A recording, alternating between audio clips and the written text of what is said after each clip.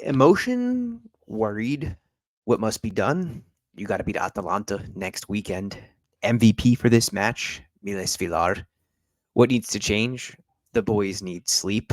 What I liked most? A fluid attack, not rigid. Something, a new dimension that we haven't seen for Roma's attack thus far.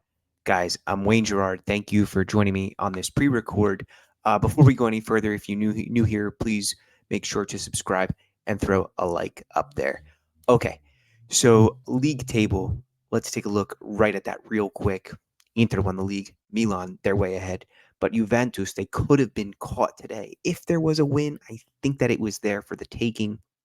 Anyway, Bologna, 3 matches remaining in the season. Can something be done there? I don't know. I think it's going to come down to this last to next weekend against Atalanta. Roma have a game in hand over them. We can expect Atalanta to win that match that they have, which means that even if Roma were to win against Atalanta, they would still be level on points. But in the head-to-head, I believe Roma would get that advantage.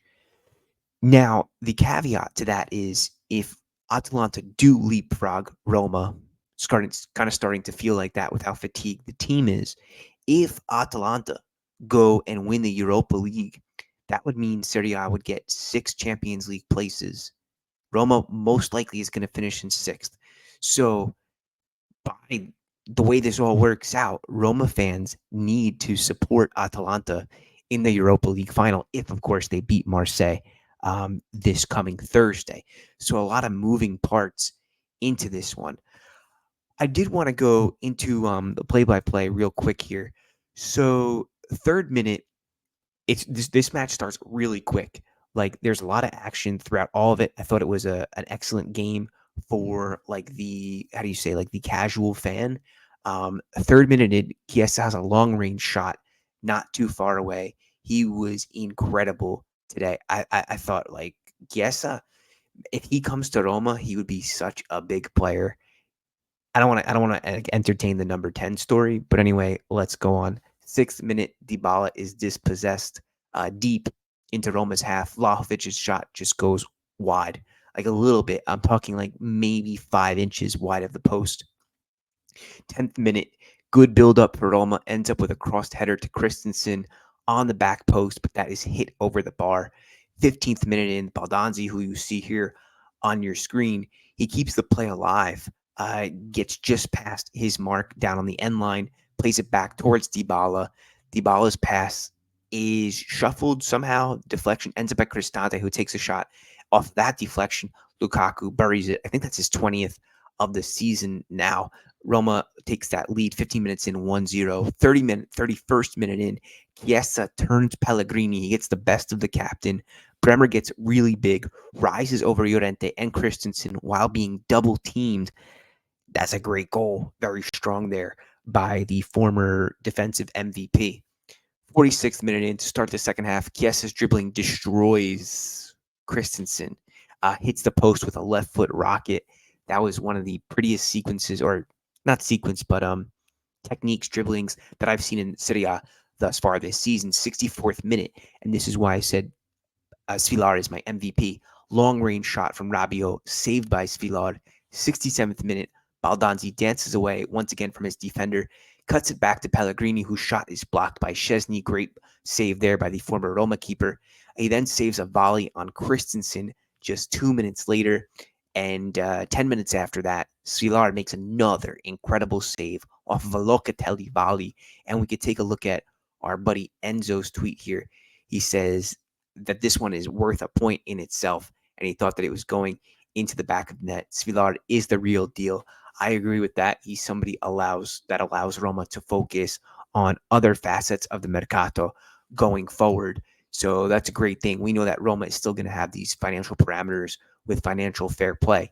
So that's just a massive help. Give some credit to Thiago Pinto for bringing him in, as well as Lukaku, I think deserves a shout. So now you see a lot of these players under De Rossi really proving their worth and why they were requested or brought in.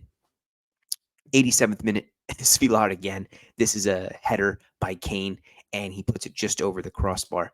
I just posted on Twitter something a few minutes ago. What did I say? Habemus Porteremus. We have a keeper. So that's a great photo there. Good stuff by the photographer. Then in the dying moments, Abraham gets a chance. Okay. Bove wins the ball deep in Juve's half. Osmund plays Abraham in, and Chesney makes another save. Then, about a minute after that, Abraham has about 4 or 5 options, but none of them were too blatant.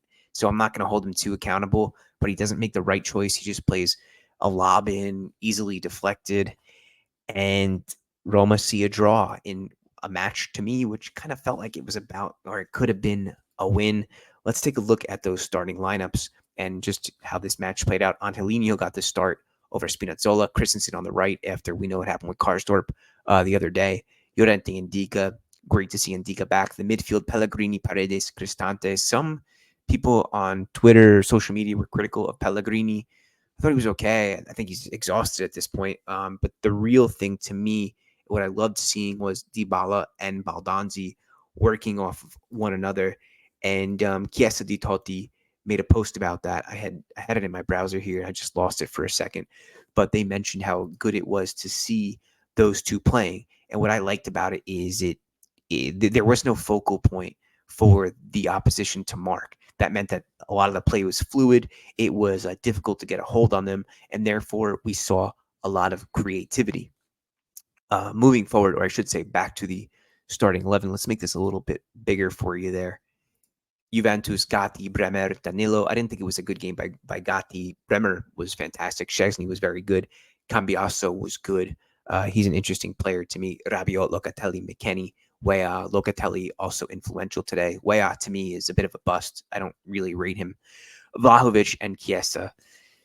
If they keep Chiesa, I hope they don't. I hope Juventus sell him to Roma. But under any modern manager, Chiesa is going to be lights out. He's going to be amazing again. I think he's like, how old is Federico Chiesa now? I'm going to guess 27. I'm going to do 26. Okay, so he turns 27 October 25th. So he's entering into his prime if he's not already. But back to what we were just talking about. Now we enter this situation with Roma's schedule. I'll bring it up real quick before we sign off here. Share this tab instead. There we go. We've got Leverkusen on Thursday. Atalanta then Sunday, May 12th, Mother's Day in the United States. Then Genoa, then Empoli. So the rest of the season after Atalanta, those two final matches should be easier, of course, on paper. Genoa sometimes puts up a fight. I think they drew against Milan today, right? But that Atalanta-Roma match, let's see what happens. Is Atalanta going to be exhausted from their escapade in Europe?